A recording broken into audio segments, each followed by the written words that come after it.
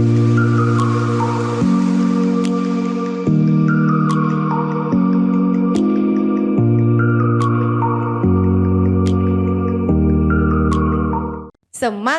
pagi, Spirit Energia, Energia is you. Hai Energitizen, ketemu lagi di podcast kali ini dengan saya Flora dan rekan saya Wina. Nah, Energitizen biasanya kalau ada host pasti ada gestarnya nih. Siapa nih gestar kali ini? Bapak Lydia. Halo. Afrianto. Halo, Pak. Halo, selamat sore. Terima Wah. kasih ya Pak atas kehadirannya. Ya, Apa kabar Pak? Alhamdulillah macet tadi kesini. Nah Pak, Buru-buru juga. kali ini kita akan ngobrol yang ringan-ringan aja. Siap. Nggak ada ngomongin kerjaan, kita akan ngomongin soal hobi. Yang mana hobi kali ini adalah hobi yang dibayar atau hobi yang menghasilkan cuan gitu. Karena kata orang hobi yang dibayar itu hobi yang menyenangkan. Betul. Betul kan? Betul. Apalagi ketika kita dibayar, terus penatnya juga hilang karena kita menjalankan kerjaan itu dengan senang hati sesuai dengan hobi. Dan menurut survei Energitizen, Bapak itu menjadi top 3 Mas. si paling nih, Pak. camping. Si Asik. paling camping. Ini gimana tuh Pak? Bapak punya camping ground atau punya banyak tenda-tenda yang mau Awal-awal disewain? hobi Heeh. camping tuh kayak apa gitu? Oke. Jadi kalau hobi camping memang dari kecil ya. Kalau saya kan memang kecil dari kampung lah, kira-kira dari kampung itu senang banget naik-naik ke bukit lah. Dulu ada namanya Bukit Lagadar, ada Bukit Mangidar kita sebutnya waktu masih SD lah zaman itu. Jadi dari situ kita saya senang aja gitu kira-kira camping itu kemana sih, lihat suasana baru juga, lihat daerah baru juga, ketemu teman orang-orang baru, ketemu suasana baru. Itu memang hampir tiap minggu sih saya pasti keluar dari rumah kira-kira gitu. Sabtu Minggu itu biasanya udah Tapi biasanya jadwalnya. bawa keluarga apa lebih sendiri? Sekarang setelah atau berkeluarga gimana? ya bawa keluarga. Keluarga. Iya. Jangan keluarga orang ya Pak ya? Iya sih. Kalau nggak ke Bogor ya paling ke Bandung. Dua itu sekarang. Kalau sekarang itu iya, sih. iya, iya. Ada nggak sih Pak hobi Bapak tuh yang menurut Bapak bisa nih kayaknya ada peluang untuk mendapatkan cuan dari situ? Mungkin dari camping itu Pak. Nah, ya mungkin. Kalau dari camping memang sekarang belum ya. Belum, tapi mudah-mudahan kedepannya ada. Tapi kalau saya lihat teman-teman yang lain memang sudah cukup banyak sih. Bagaimana sih? Tadi kalau di awal kita sebutnya bukannya hobi ya, hobi apapun ya, mau camping mau apapun terus jadi cuan itu memang tadi saya di jalan juga mikir-mikir juga kayaknya banyak juga sih memang kalau apapun kita hobi apapun sebenarnya bisa jadi uang juga sih. Termasuk misalkan hobi ngomong gitu kan bisa juga masuk di acara seperti ini atau mungkin jadi Iya, pembawa iya. acara kan bisa juga tuh jadi Bener. peluang juga. Iya. Apapun bisa kita lakukan. Nah, terkait yang camping itu tadi rasanya memang bisa kita cari juga sih peluang-peluang dan tentunya ketika kita sudah terjun di suatu hobi tertentu kita lakukan secara konsisten hobinya pasti kita akan nemu wah ini nih peluang nih dan peluang itu paling gampang itu adalah ketika kita membutuhkan sesuatu pada saat kita melakukan hobi tersebut tapi kok kita susah nemuinnya misalkan kita lagi outbound kemarin misalkan gitu ya kita lagi outbound terus lagi capek-capek kok kita susah banget ya nemuin katakanlah nemuin tempat beli minum gitu ya beli minum nah kita otomatis oh itu kira-kira peluang yang paling besar adalah menjual minum di area-area tracking outboundnya misalkan seperti itu sederhananya misalkan kita lagi mau di jalan di suatu tempat pengen nyari fotokopi nih kok susah banget nah berarti itulah peluang buka fotokopi di daerah tersebut nah kira-kira teman-teman saya yakin juga pasti kalau memang dipikirin gitu misalkan mau cari peluang apapun ya di hobinya apakah hobinya main layangan mungkin ya hobinya jalan-jalan apapun bisa jadi cuan sih menurut saya. Seru banget nih Pak. Baru tahu nih ternyata nyari peluang hobi jadi uang itu melihat situasi yang ada ya Pak ya. Iya betul. Kadang tuh kita nggak kepikiran hal kecil tapi kadang kalau orang yang kayak macam Palidian gitu ya kayak bisa ngeliat peluang bisnis lah. Iya. Ya, kok kayak kita kan nggak kepikiran ya kayak gitu kita tracking minum ya udah aja. gitu aja. Kayak kemarin kan pas kita trekking kok susah banget enak banget kalau lagi trekking nyari es krim gitu ya ada yang jual es krim kan kalau misalnya kita bikin tempat es krim yang lebih proper mungkin di situ agak rame juga tuh tapi kita nggak tahu memang Senin sampai Minggunya seperti apa. Kita kesana kan mungkin di hari Nah, Sabtu atau Minggu saja ya. Tapi kalau Senin sampai Jumatnya memang kita perlu perlu cek juga seperti apa. Kayak gitu. Selain camping, Pak, Bapak tuh punya hobi apa lagi? Ah, hobi saya sebenarnya dagang sih. Oh, dagang. Nggak Dagang tahu. apa tuh, Pak? Apapun yang bisa saya jadikan uang kira-kira kayak gitu. Tuh, tapi Oh, kalau hobi dagang itu kan berarti sama aja kayak baru dengar gitu, Menjual ya. hobi dagang Hobi itu kayak menjual. pekerjaan gitu Enggak. kan. Tadi jadi kan sebenarnya hobi itu sebenarnya sesuatu yang kita senang lakukan ya. Ketika Kenapa betul? Kenapa bisa berdagang gitu kan? nggak tahu misalkan ada unsur ini kali ya, Pak, tawar-menawar, jadi ngobrol ya sama kayak orang gitu juga gitu. ketemu orang baru. Terus Iya. Lebih ke sosialisasi dengan orangnya yang atau paling utama sih nggak tahu kayak ada kepuasan tersendiri. Mungkin ada apa hormon apa gitu ya. Ada kepuasan tersendiri ketika kita bisa menjual sesuatu lebih daripada modalnya. Walaupun kecil misal katakanlah ya kita beli sesuatu 50.000 gitu ya. Terus saya jual nih ke teman 55.000, cuma 5.000 rupiah aja tapi kok rasanya tuh di diri saya tuh ada suatu kebahagiaan gitu. Jadi senang banget nih bisa menjual dengan harga 5.000. Mungkin padahal untuk prosesnya aja kita modalnya udah 15.000 bener buat lebih besar. uang jajan aja 15.000 Iya, kira-kira gitu kan. iya. Tapi di situ ada kepuasan tersendiri sih bagi saya sehingga Iya betul. ketika lagi apapun, lagi jalan-jalan, lagi apa kira-kira rasa apa penasaran ya curiosity-nya untuk mencari peluang itu nggak tahu kenapa memang ada sendiri gitu kira-kira. Lagi jalan-jalan nih tiba-tiba pernah nggak Mbak Wina, Mbak Ola lagi jalan-jalan kadang-kadang suka ada mobil-mobil box di pinggir jalan mobil box ngumpul. Mungkin lewat-lewat aja. Kalau saya Iya. berjalan tuh itu kira-kira gudang apa ya gitu. Nah, Oh. kapan-kapan kita ke sana yuk kita cek gitu ya tanpa tahu apa nggak tahu malu lah gitu saya datang aja ke sana gitu. Pak di sini tuh gudang apa sih? Bapak siapa gitu. Yang enggak saya mau tahu aja ini gudang. Barangkali kita bisa kerjasama gitu. Terus oh ini gudang gini-gini. Oh oke.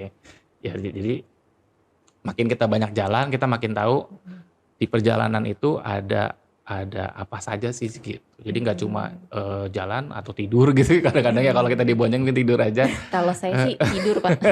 Kalau saya biasanya di jalan itu di samping jendela sambil lihat-lihat sepanjang jalan itu kita ngeliat apa saja di situ. Iya. Kayak gitu. Tapi dari hobi berdagang ini kira-kira menurut Pak Lidian ya, pasti udah ada beberapa yang udah dijalanin dong gitu kan ya. Ada misalnya, kalau misalnya ada nggak sih kepikiran hobi ini akan dibawa sampai nanti Bapak pensiun gitu. Bapak pensiun tuh pin berdagang tujuannya apa, masih mau bekerja? Berarti kan kalau sama aja gini, kalau berdagang itu kan berarti Bapak masih bekerja juga dong ya. Pasti Ya, ada iya. suatu pekerjaan yang dilakukan kan.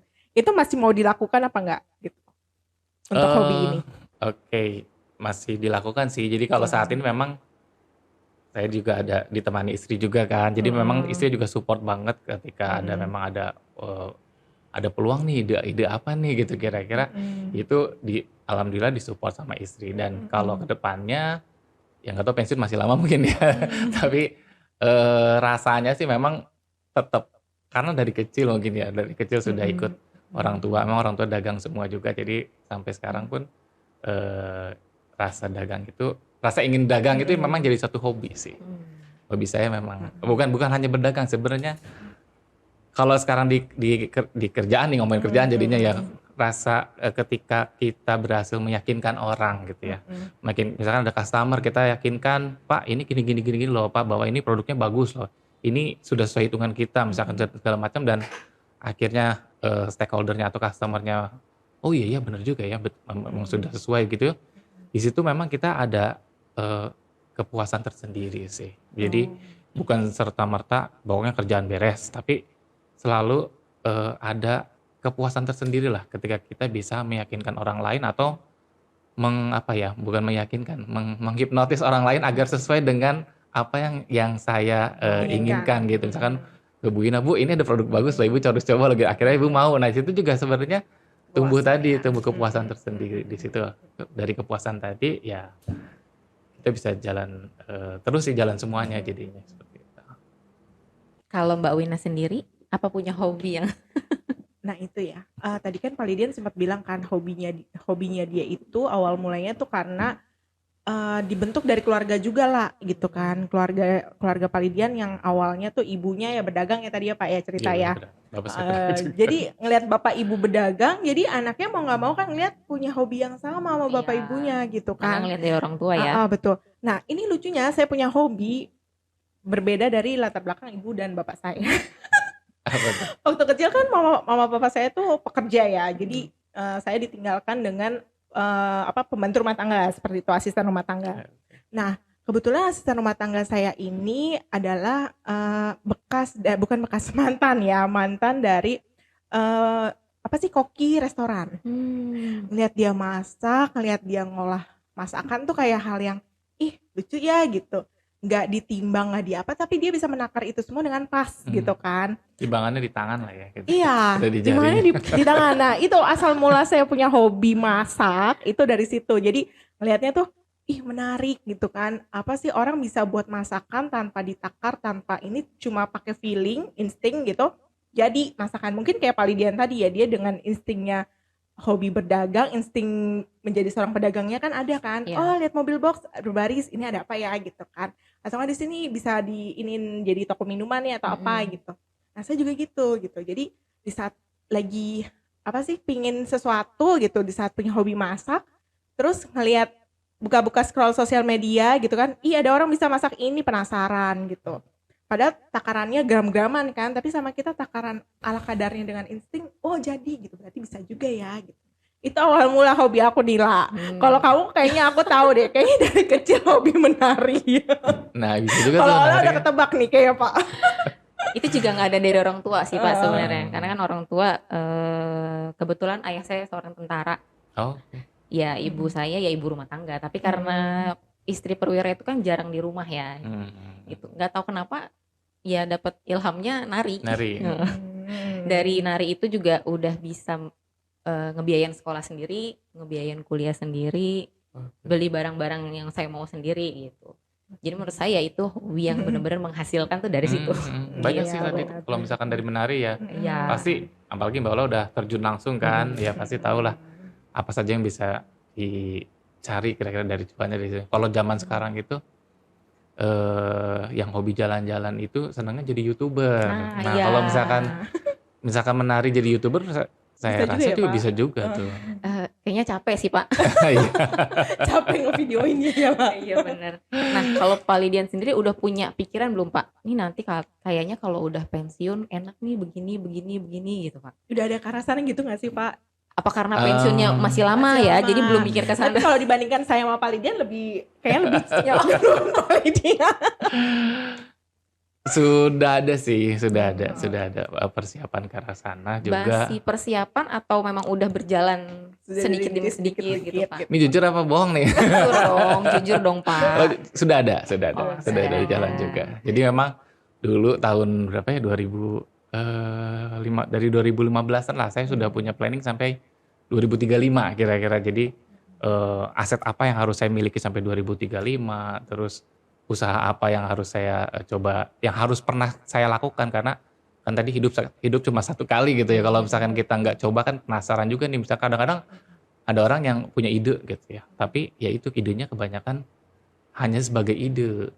Jadi saya punya ide nih, mau dari peluang tadi misalkan dari hobi punya ide segala macam, tapi tidak direalisasikan. Akhirnya hanya sebagai ide saja dan tidak pernah mencobanya. Kalau saya tidak mau tuh, jadi begitu ada ide, tulis. Kalau misalkan kita takut lupa, ditulis. Kalau misalkan setelah ditulis, mungkin jangan lebih dari 1 bulan lah langsung realisasikan. Seperti itu. Boleh dianalisa resiko dan segala macam, tapi langsung realisasikan. Dan pesannya sih selalu mulai dari hal-hal yang kecil dulu. Jangan langsung yang besar, kita mulai dari hal kecil, hal sederhana. Karena kalau hal yang kecil itu artinya resikonya kecil. Kita sambil lihat juga sih kayak gimana sih marketnya, kayak gimana sih respon dari customer atau dari calon customer, dari market seperti apa, sambil lihat sedikit-sedikit, lama-lama ya bisa jadi besar juga seperti itu. Biasanya nih ya Pak, kalau misalkan kita ngejalanin usaha yang alhamdulillahnya berjalan dengan baik gitu kan, itu pasti ada perasaan kayaknya mendingan jalanin usaha aja deh daripada kerja di bola gitu. kantor. Iya, Pasti iya, iya. manusiawinya akan Iya, ada betul. perasaan kayak gitu kan Pak, Mhm, karena kalau ngejalanin usaha itu kan ya ada rasa puas tersendiri dibandingin kerja di kantoran gitu. mhm. Itu sempet terbesit gitu nggak sih Pak? Wah, ini pertanyaan yang sulit sebenarnya. Kalau, terbesit sih ada ya, menurut Iya. ada. Cuma memang kondisinya kita memang banyak, kebetulan saya tuh banyak sekali yang dipertimbangkan lah ya, bukan hanya, kepentingan diri sendiri, tapi ada keluarga juga, keluarga besar bahkan gitu. Memang, eee, solusinya memang sampai saat ini adalah kita jalan paralel. Mhm. Dan yang penting bagaimana kita bisa membagi waktu saja sih antara pekerjaan di kantor tetap, berjalan, pekerjaan kalau misalkan mau ngerintis usaha gitu tetap bisa berjalan juga itu bisa kita dan sudah banyak sih yang membuktikan bahwa itu bisa dilakukan secara bersamaan dan itu nggak masalah. Artinya kita tetap bisa perform di kerjaan, bisa tetap perform juga di, usaha atau hobi yang kita rintis itu juga. Terus yang namanya usaha ini kan pasti ada naik turunnya ya Pak, Mhm, kayak gitu. mhm, pasti. Itu pernah bener-bener down banget nggak sih Pak? Down tuh dalam artian, Mhm. wah kayaknya modalnya udah habis nih atau mungkin memutuskan untuk, Tutup udahlah aja lah tutup gitu aja gitu ya. atau cari bidang lain gitu. Ya lagian juga ini cuma hobi gitu kan. Ya lagi cuma hobi, terus abis itu udah nggak ngapa-ngapain lagi gitu. Hmm.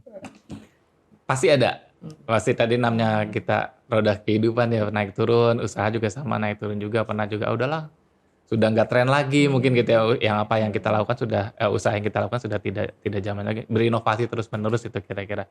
Itu pasti, semua pernah merasakan lah teman-teman yang baik yang bekerja maupun yang punya usaha ataupun yang dua-duanya jalan pasti pernah dilakukan. Tapi bagaimana memang kita kalau sudah jatuh harus bisa bangun lagi gitu lah. Apalagi, yang paling biasanya orang-orang drop itu ketika tertipu.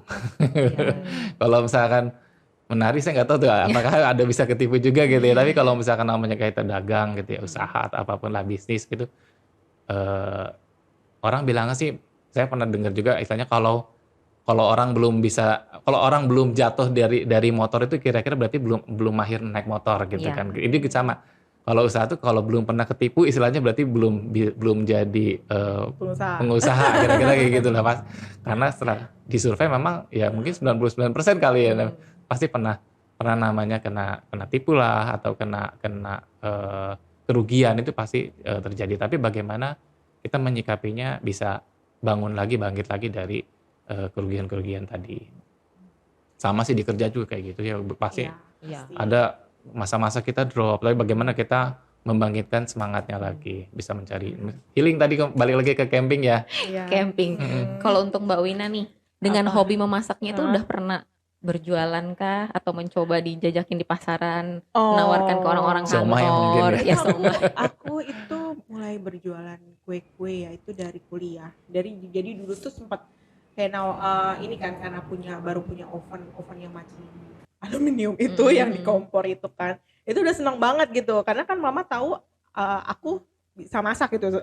Saya bisa masak gitu. Terus dan itu ya udah beli oven sana gitu. Disalurkan lah ya hobinya bikin kue-kue kering, terus coba jualin ke teman-teman apple pie buah gitu 5 ribuan. Laku ternyata gitu kan, seneng banget gitu. Itu aja udah ngebuat, ih kok gue bisa ya jualan ya kayak gitu. Terus pengen nyoba-nyoba lagi memang ya kalau memasak ini kan butuh waktu pertama kan, waktu yang habisnya itu di dapur bisa seharian gitu, apalagi dengan jualan jumlah banyak. Sama kayak Palidian sih, kalau belum rugi, belum tertipu atau gimana, pasti belum bisa dibilang pengusaha gitu. Emang iya gitu. Saya waktu menjalani itu juga ngalamin itu gitu kan. Pernah ada yang mesen nih ngasih harapan, gue ada event ini nih gitu. Nanti lu ini ya bantu jualan, ini masukin konsumsi sama jualan ya gitu. Berapa gitu. Sekian packs gitu. Senang banget nih gitu. Dikasih tahu H-2-nya nggak jadi Win. Jadi pakai vendor lain. Aduh, rasanya gimana ya udah beli bahan, udah beli apa? Jadi kan itu Sedekah ya. iya, mau marah juga nggak bisa ya karena kita jual makanan beda sama jual barang kan Iya. gitu. Nah jadi sebenarnya hobi, makanya itu harus didasarkan karena ini hobi gitu. Kita nggak bisa marah gitu aja sih karena apa sih kayak kesel pasti kesel gitu karena ada uang yang kita keluarkan gitu. Tapi dibalik lagi gitu toh ini juga buat kesenangan. Yang akhirnya apa? Akhirnya bahan-bahan itu tetap saya olah, tetap saya buat gitu. Dengan saya bagi-bagiin ke orang kayak gitu. Dan percaya pasti nanti di saat barang itu udah dibagi-bagiin ke orang pasti balik lagi ke saya kan Iya gitu. sih, benar-benar. Iya harus. Jadi kalau dijalankan dengan have fun ya, kalau hobi kan pasti fun kan, Iya, pasti ikhlas gitu, menerimanya pasti enak deh. karena itu kita Heeh. menjalankan apa yang kita suka. Iya Betul. Ya betul. kan, jadi apapun yang terjadi ya senang-senang aja. Gitu. Kecuali kita memaksakan diri nih gini, aku nggak punya mental pengusaha kayak Palidian gitu kan, berdagang terus gue sosokan berdagang gitu kan, atau gue sosokan nari, sosokan belajar nari balet padahal nggak bisa, itu tetap aja nggak bisa lah gitu. Dulu saya pernah loh Pak mau coba Hmm. berdagang, sempet coba dagang baju gitu, tapi nggak bisa. Akhirnya saya pakai sendiri bajunya. Iya kayak Setidaknya gitu gitu. masih terpakai lah ya. Iya. saya kira. Tapi kan jadinya nggak balik modal Pak. Iya betul. Ya modal dipakai. Oh. Iya kalau misalnya dipikir-pikir lagi ya, bener nggak sih kalau hobi itu sebenarnya melihat dari kita coba-coba nih, suka ini atau enggak ikut komunitas ini gitu. Apa sih menurut kamu kalau hobi itu gimana? Asal mula bisa jadi hobi itu gimana? Karena seneng sih, Seneng karena kan? dari hati mungkin minatnya lebih ke sana. Orang kan punya passion tuh beda-beda kadang kan. Ada yang hobinya lari, ada yang passionnya mungkin lebih ke baca buku, ada yang bergerak, ada yang stay di tempat gitu. Nah mungkin kalau saya sendiri ya memang nggak bisa diem gitu kan. Jadi hobinya memang nari. Gitu. Emang langsung ketemu gitu ya? Dulu sih awalnya karena di sekolah ikut ekskul, jadi seneng denger lagu, seneng gerak lah gitu.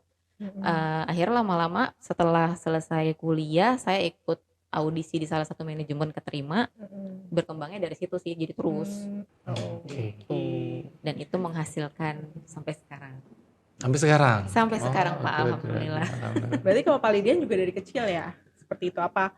Baru-baru setelah kuliah punya hobi itu, atau hobi saat kecilnya tuh berbeda apa gitu? Ya nggak sih? Kalau hobi sih tadi banyak ya.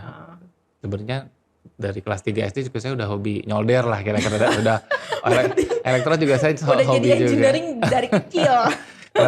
kelas 4 SD itu kira-kira saya sudah bisa nyolder lah waktu itu, nyolder rangkaian sederhana.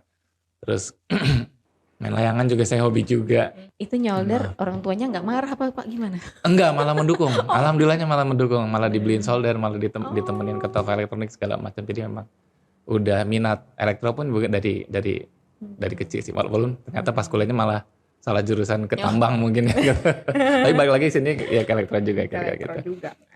Tapi kalau tadi hobi terkait balik lagi ke hobi dagang ya. Mungkin kelas berapa ya? Kelas 4 SD lah saya sudah ketika lebaran, saya ingat banget nih, ketika lebaran itu saya kan di Bandung ya. Kalau anak-anak lain mungkin kelas 4 SD itu ke kebun binatang di Bandung itu seneng. Karena apa? Karena mau masuk ke dalam kebun binatangnya, mau lihat-lihat binatang. Kalau saya senang ke kebun binatang karena parkir di kebun binatang dan saya buka lapak di sana. Jadi Apa Pak? saya dulu jualan ciki.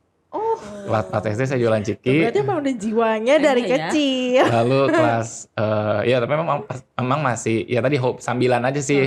Sambil lebaran ambil ke sana, ambil dari kebun binatang sambil jualan juga. Lalu kalau di hari Minggu itu dulu sekarang udah tidak boleh, di Gasibu namanya. Itu ada kayak apa ya? Kayak Car Free Day lah. Kayak Car Free Day-nya dulu di Gasibu itu tempat orang-orang jualan banyak sekali dan pasarnya kan mahasiswa kan. Di situ saya jualan juga sama teman saya, teman SD saya, jualan celana pendek gitu. Terus SMP saya jualan buku. Jadi saya ngeliat peluang, wah ketika setiap tahun pelajaran itu baru kan selalu ada buku-buku baru ya yang dibutuhkan, dan biasanya sekolah juga menjual tuh satu paket, katakanlah zaman dulu 350.000. Saya coba cari ke Palasari dulu kalau di Bandung, coba cari dihitung-hitung, ternyata cuma katakanlah 200.000 gitu kan, masih ada 150.000 nih buat kita biaya dan lain-lainnya sekitar 15.000.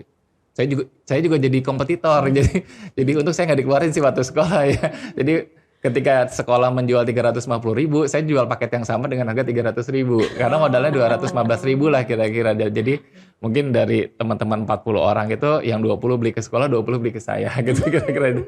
Itu SMP, SMA masih sama jualan buku juga, mulai jual paket kit elektronik. Karena memang tadi saya hobinya di elektronik juga, pakai kit elektronik juga. Terus pas sudah kuliah, segala macam saya jual udah pas kuliah. Sampai akhirnya bekerja pun juga masih ada sih, tidak jauh dari elektronik juga. Dulu zaman-zamannya MP3 player, zamannya kartu-kartu memori, tapi itu karena sudah tidak zaman lagi, memang saat ini sudah beralih yang lebih ke kebutuhan rumah tangga dan dihandle oleh istri saya gitu saat ini. Berarti memang udah dari kecil mandiri ya, jadi udah bisa berjualan gitu. Entah orang tuanya berpikir apa tuh Pak saat itu Pak? Ngeliat Bapak begitu. Mungkin langsung mikir, udahlah anak gue bisa jalan sendiri nih kayaknya. Tadi sih karena rasanya puas aja sih, seneng aja ya apalagi punya uang sendiri, apalagi masih kecil ya. Kita masih kecil bisa punya uang dari hasil sendiri, pasti rasanya beda lah gitu. Akhirnya ketagihan gitu kalau kok enak ya gitu rasanya ya ketika kita bisa menghasilkan sesuatu dari modal awal menjadi lebih besar. Apapun ya, bukan hanya uang saja, tapi tadi termasuk kita bisa mempengaruhi orang untuk membeli juga, itu ada perasaan senang sendiri juga. Dan itu jadi suatu hobi bagi saya kayak gitu kira-kira. Kalau Mbak Win gimana nih pengalamannya?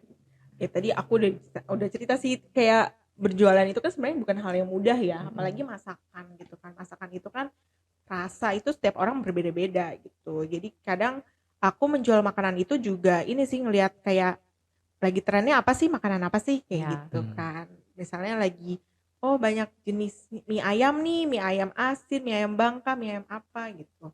Nah, terus sekarang kayak lagi pengen coba nih dijual nih mie ayam versi frozen kayak gitu. Kadang ada punya benar sih, kita harus kayak berinovasi terus kan gitu. Karena apa sih ya, semakin berkembangnya zaman, makanan pun semakin berkembang ternyata. Iya, betul. Seperti itu kan. Nggak tahu di sisi tarian seperti apa. Semakin rumit apa sama aja gerakannya kan, olah. Semakin bersemangat. Semakin bersemangat.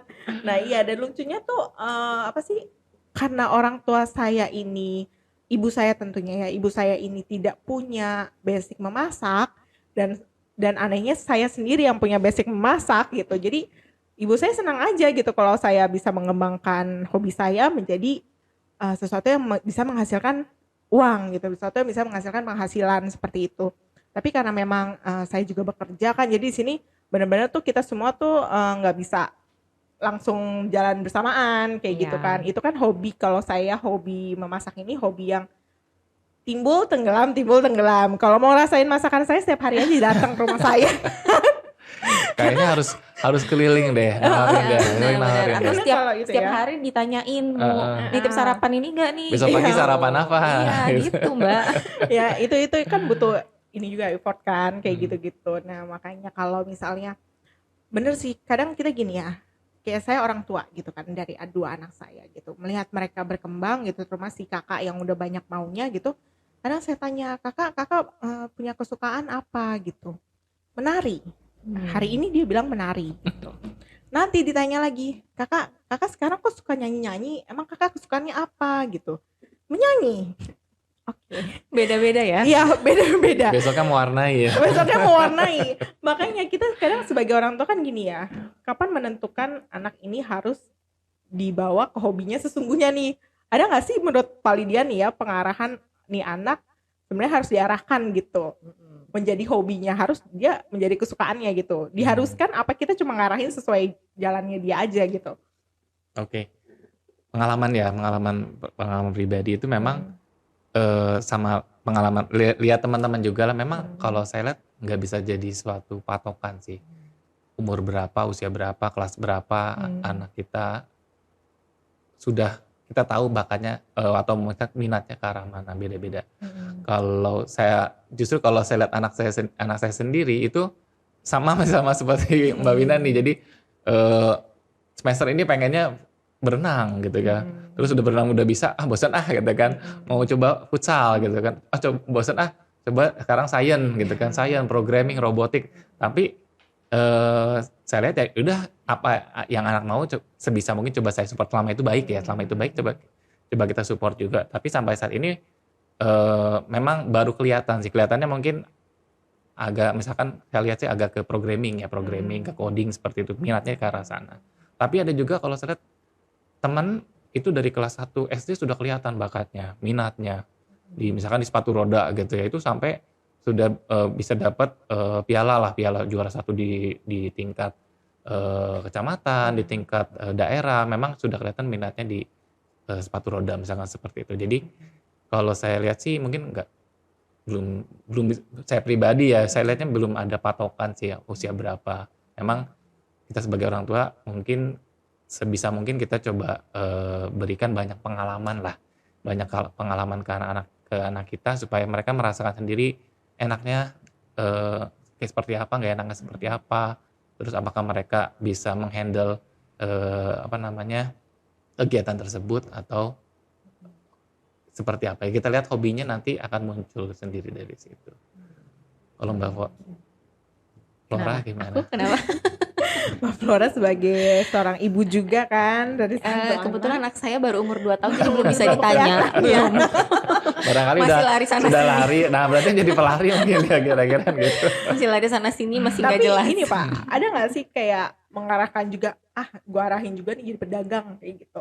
Atau Pak, Ya Saya pribadi jangan-jangan enggak. jiwanya udah Gitu. muncul. Atau Saya pribadi jiwa-jiwanya enggak. udah muncul. Enggak mengarahkan sih. Jadi Nggak ada jiwa-jiwanya muncul kayak Pak Rijal itu. belum kayaknya belum Oh. kelihatan kalau hobi dagang belum kelihatan. Tapi saya pribadi yang tidak mau memaksakan kamu harus dagang, kamu harus suka Betul elektro ya. gitu. Jadi apapun pilihan hobi anak saya, selama itu membuat anak saya bahagia, itu saya pasti dukung kira-kira itu. Seru banget nih ya Lea udah ngupas tuntas nih sampai ke anak-anak. Pak, Bapak punya saran, tips dan trik nggak sih untuk energetizen nih yang mungkin mereka sebenarnya punya hobi Tapi malu-malu buat ya, ngeluarin mau gitu ngembangin kan. tapi kayak ragu-ragu, Iya. terus takut nanti waktu kerjanya kebagi nggak sih gitu. Terus Nanti satu lagi, pikirannya kemana-mana kadang gitu. ada orangnya ditanya, lu punya hobi nggak? Hobi lo apa? Gak ada, kayaknya biasa Nah, aja. Nah, iya, itu susah. itu tuh satu Pak, Iya. benar. Sebenarnya tuh kayak kita kan kayak nggak tahu ini ya, kesukaan kita tanpa disadarin ya, tanpa alam bawah sadar, misalnya kita suka ngutik-ngutik apa itu kayak kebiasaan yang nggak bisa dihentikan tuh kayak bisa hobi kan ya sebenarnya. Cuma Iya. mereka nggak sadar. Nggak mungkin. sadar Betul. gitu. Karena terlalu sering dilakukan, jadi Iya. mereka nggak tahu kalau itu ternyata hobi mereka gitu. Betul. Nah itu kira-kira gimana tuh Pak bisa membuat itu jadi bangkit, jadi oh ini hobi gue loh ternyata gitu. Jadi memang kalau saya baca beberapa buku ya, walaupun saya sebenarnya tidak suka baca buku, tapi beberapa lah saya ada baca buku juga ketika saya butuhkan untuk membuat hobi misalkan ya, membuat hobi kita bisa menjadi sesuatu yang menghasilkan itu. Kesimpulannya sih, sebenarnya kesimpulan semuanya tuh summary-nya cuma satu kata, harus ada modal, harus punya modal. Dulu saya termasuk salah satu yang tidak percaya harus ada modal dulu gitu kan. Tapi ternyata setelah saya kumpulkan, oh bener, semuanya itu harus ada modal. Modal itu berupa materi. Nah, apa? modalnya itu tapi bukan hanya berupa uang. Yang pertama pasti harus punya hobi dulu, nomor satu itu memang gitu. Kalau tadi ya kita fokusnya adalah bagaimana membuat hobi menjadi cuan gitu ya. Pasti nomor satu ya harus punya hobi dulu gitu kan. Iya. Kalau teman-teman nggak punya hobi atau tidak tahu hobinya apa, ya itu agak susah. Jadi kita harus tahu dulu nih hobinya teman-teman apa. Misalkan hobinya tadi menari gitu ya, atau hobinya mungkin traveling, hobinya jalan-jalan. Itu sebenarnya semuanya saya yakin bisa dijadikan tambahan penghasilan lah ya. Kita sebutnya tambahan penghasilan. Di samping kita misalkan memang saat ini aktif bekerja juga. Harus punya hobi dulu ya, dan harus tahu hobinya apa.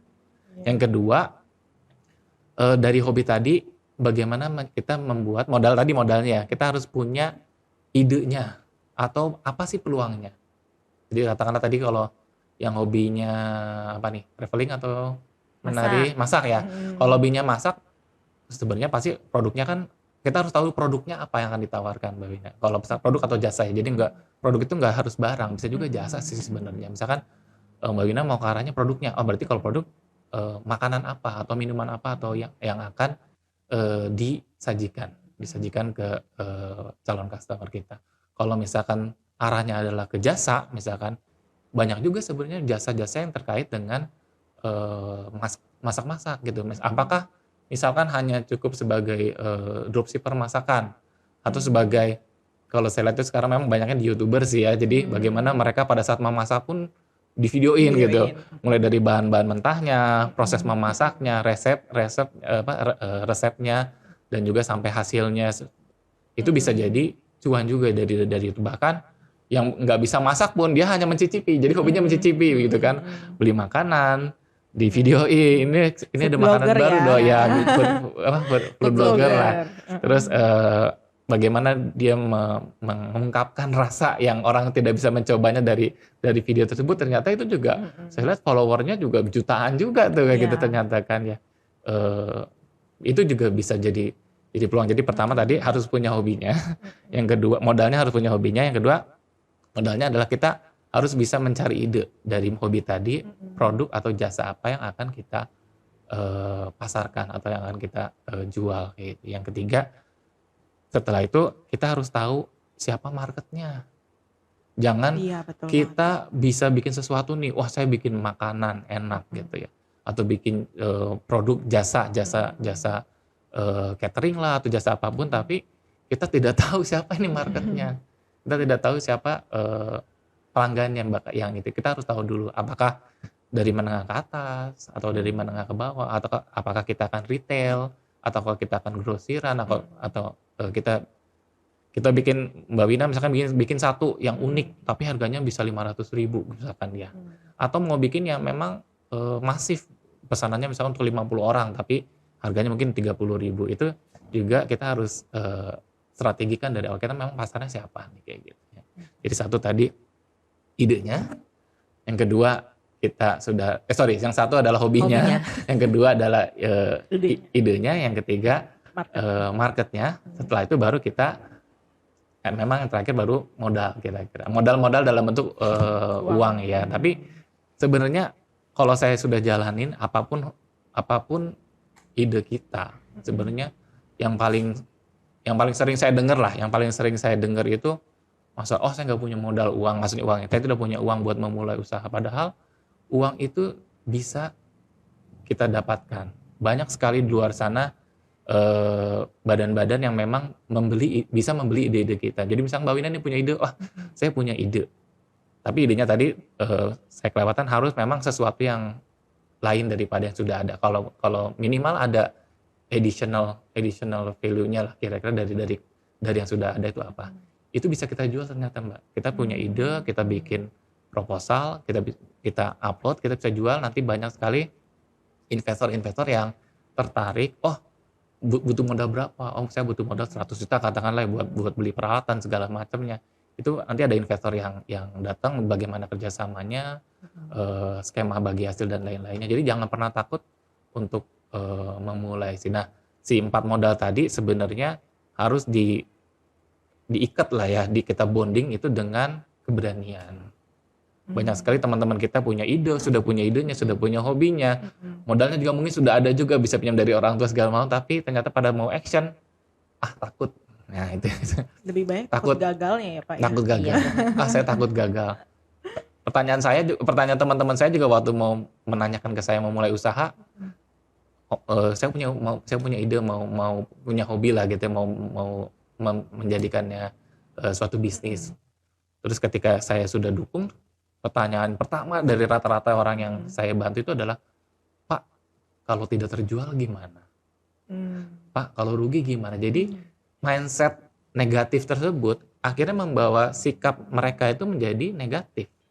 Ketika kita sudah dari awal bilang, kalau rugi gimana? Saya yakin pasti jadi rugi. Nanti kalau misalkan tidak terjual gimana? Saya yakin pasti tidak terjual.